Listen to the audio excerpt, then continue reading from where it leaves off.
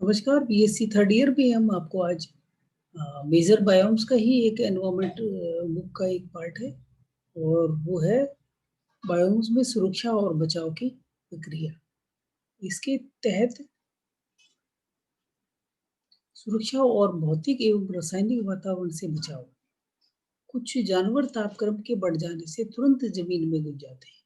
उदाहरण के सभी रोडेंट्स दिन में अपने-अपने बिलों में घुसे रहते हैं। रात के समय में अपना भोजन प्राप्त करने के लिए निकलते हैं। रेगिस्तानी जानवर मंगूज़ दिन में तथा तपा देने वाले ताप से छुटकारा पाने के लिए सुबह-शाम को ही बाहर निकलते हैं। कुछ जानवर अपने आप को अधिक तापमान के ढाल लेते हैं, जैसे बीटल, छिपकलियाँ ऐसी जगह रहते हैं जहाँ पर तापक्रम आदमी के द्वारा सहन नहीं किया जा सकता। कुछ जानवर जो पेड़ों की पत्तियों पर अपना निर्वाह करते हैं, जैसे पत्तियाँ हॉपर्स की टांगें लंबी होती हैं, तो उन्हें रेगिस्तान की गर्म रेत में से काफ़ी ऊँची रहते हैं। कुछ जंतु तेज गति से चलने वाले होते हैं, जिन्हें अपना भोजन प्राप्त करने के लिए दूर-दूर जाना पड़ता है। तेज गति के कारण वह अपने शत्रुओं से भी अपना बचाव कर लेते हैं। उदाहरण के तौर पे कंगारू चूहा जो उत्तरी अमेरिका में रेगिस्तान में पाया जाता है, जिसका नाम इसकी खास लंबी टांगों के कारण ही रखा है। रेगिस्तानी बिल्ली जिसपे तलवे चौड़े और बालों से ढके रहते हैं, गर्म रेत में काफ़ी तेज़ दौड़ती हैं। शुतुरमुर्ग के पाँव चमड़े की कड़ी गद्दियों के बने होते हैं, इसी प्रकार ऊँट के भी पाँव चौड़े और मुलायम गद्दीदार बने होते हैं। इसके अलावा जानवरों में रेगिस्तान में चलने वाली तेज़ धूप भरी आँधियों से भी अपना बचाव रखना पड़ता है। इसकी समस्या विभिन्न प्रकार के हल की गई है। धूल भरी आँधियों के कारण आँखें, नाक, कान प्रभावित होते हैं, जिनकी ग्रंथियों पे एडाप्टेशन निम्न प्रकार से होता है। नाक में प्रवेश करने की हवा जिन छिद्रों से होकर गुजरती है, बहुत छोटे हो जाते हैं। हवा को बहुत ही जटिल नलियों से होकर गुजरना पड़ता है। ऊँट अपने कान के छिद्रों को ढक लेता है और इसी तरह से कई जानवर अपनी आँखें बंद कर लेते हैं। रेगिस्तानी जानवर माबुइया के नीचे पलक इतनी छोटी होती है कि पूरी आँख को ढक लेती है, पारदर्शी होती है और ढके रहने पर भी जानवर देख सकता है। यह रेत से आँखों का बचाव हो सकता है।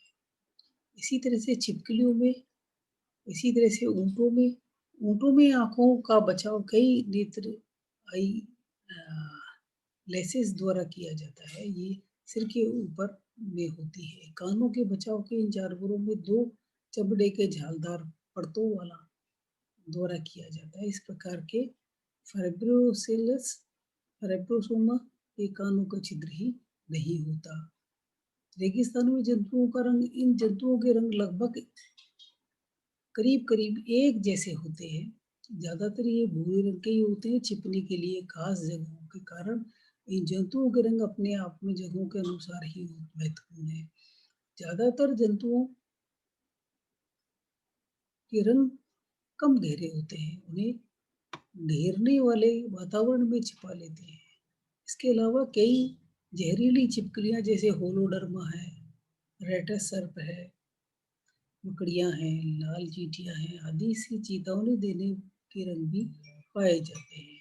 कम गहरे रंग वाले जंतुओं के अलावा काले रंग वाले जंतु भी रेगिस्तान में पाए जाते हैं। रेगिस्तान में कई जानवर और पौधे कांटे धारण किए हुए भी पाए जाते हैं। उदाहरण चपटी आँखों काँटों वाली छिपकली पुलिश हॉर्डियस और द हॉर्न टोड आदि। रेगिस्तान में जानवरों के ज़हर पाया जाता है ही महत्वपूर्ण है, जैसे मेक्सिको में पाई जाने वाली जहरीली छिपकली होलोडर्मा पक्टेटम। इसके अलावा सर्प झुनझुन सर्प रेटलस्नेक, विभिन्न प्रकार की मकड़ियाँ, टेप डोर स्पाइडर, रेगिस्तान में पाए जाने वाले भूरे दूसरे अन्य जहरीले जंतु, लाल चींटियाँ, फॉर्मिक एसिड बनाती है जो शत्रुओं को अपनी रक्षा कराता है। इस प्रकार देखते हैं कि रेगिस्तानी जानवरों को देखने, सुनने, सूंघने का भी इंद्रिय इंद्रिय ज्ञान इंद्रिय ज्ञान बहुत प्रखर होता है। इसके अलावा रेगिस्तानी जानवरों में बुद्धिमानी भी बहुत अधिक पाई जाती है। रेटल सर्प और कंगारू चूहा की लड़ाई के समय जब रेटल सर्प कंगारू चूहे पर आक्रमण करता है, तो चूहा सांप के ऊपर अपनी लंबी पिछली टांगों के रेत बजरी फैलाता है। इस प्रकार की बुद्धिमानी से यह अपना बचाव कर लेता है।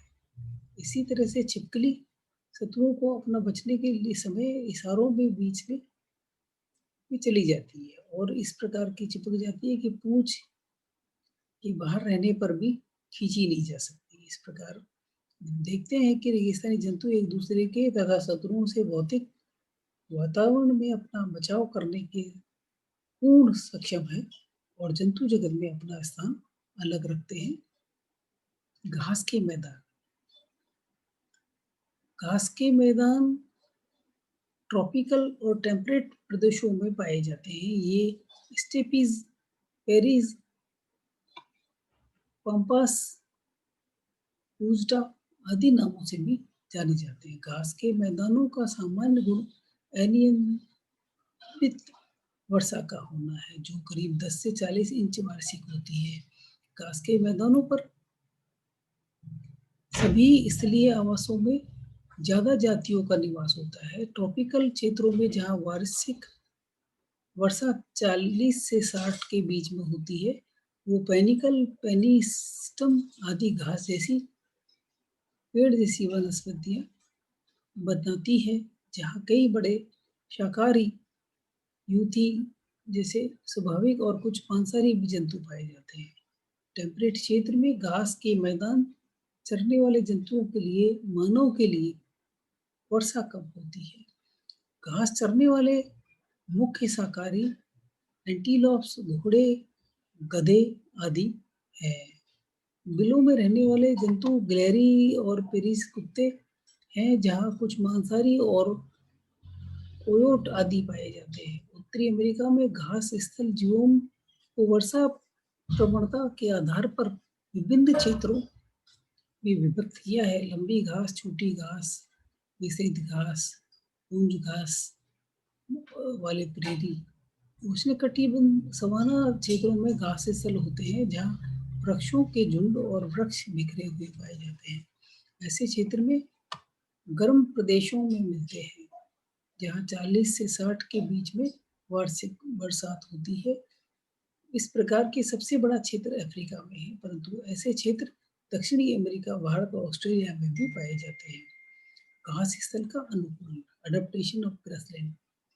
इन जंतुओं में स्तनधारी धावी बिलकारी स्वभाव के लिए अनुकूल होते हैं। झुंडों में समुच्चय बनाना इनका अभिलक्षणी गुण योग होता है। खुले प्रकार के आवास में यह स्वभाव सुरक्षा साधन का कार्य करते हैं। कई प्राणियों में रक्षी रंजक सुविकसित होता है।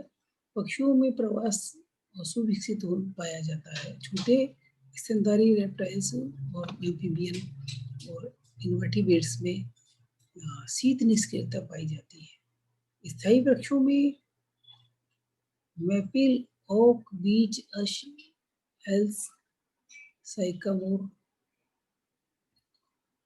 पाम, बायोवाज, स्केसिया आदि उत्पादक जैसे उपभोक्ताओं में चीतल, भेड़िया, बांग, लोमड़ी, गिलहरी, हिरन, जंगली सुअर, अमेरिका भालू आदि के नाम उल्लेखनीय है। घास के मैदान के जीव सभी स्थलीय जीवों की अपेक्षा घास के मैदानों में अधिक जीव जंतु जातियां निवास करती हैं। घास चरने वाले पशुओं में सबसे बड़ी आबादी इन्हीं जीवों में रहती है। अधिकांश घास के मैदान उष्णकटिबंधीय भूभाग में फैले होते हैं, परंतु ये ठंडे क्षेत्रों में भी वंचित नहीं है। घास के मैदान जीवों में पंपास, प्रेरी, पुजाटा, स्टेपी आदि नामों से भी जाना जाता है। अनियमित रूप से 25 से 60 के बीच में वार्षिक वर्षा घास के मैदानों में जीवाणु का विशिष्ट लक्षण है। वर्षा की अनियमितता और अपेक्षाकृत उच्च तापमान में बड़े वृक्षों का विकास संभव नहीं है। परंतु ये परिस्थितियां विभिन्न घासों के उत्पादन के लिए आदर्श है। अधिकांश घास 1 से 4 सेंटीमीटर तक ऊंची होती है। उत्तरी अमेरिका में मिडग्राम 1 मीटर से भी अधिक ऊंची घास हो सकती है। अन्य घासों में ग्राम घास, बफेलो घास, एलिफेंट घास आदि के नाम से जानने योग्य घास चरने वाले सभी पशुओं के झुंड इस जीवन के प्रमुख उपभोक्ता हैं। इसके अतिरिक्त स्तरियों में खरगोश, डॉग, गिलहरी, मैदानी चूहे, गौरैया, बारबला, बाज, प्रेरी चिकन, सर्प श्रेणी के बुलसर्प, प्रेरी रेटल सर्प उभयचरों के टोड के नाम से भी उल्लेखनीय है। इसी के साथ ये चैप्टर आज हम यही खत्म करते हैं और फिर आपको नेक्स्ट टाइम आजा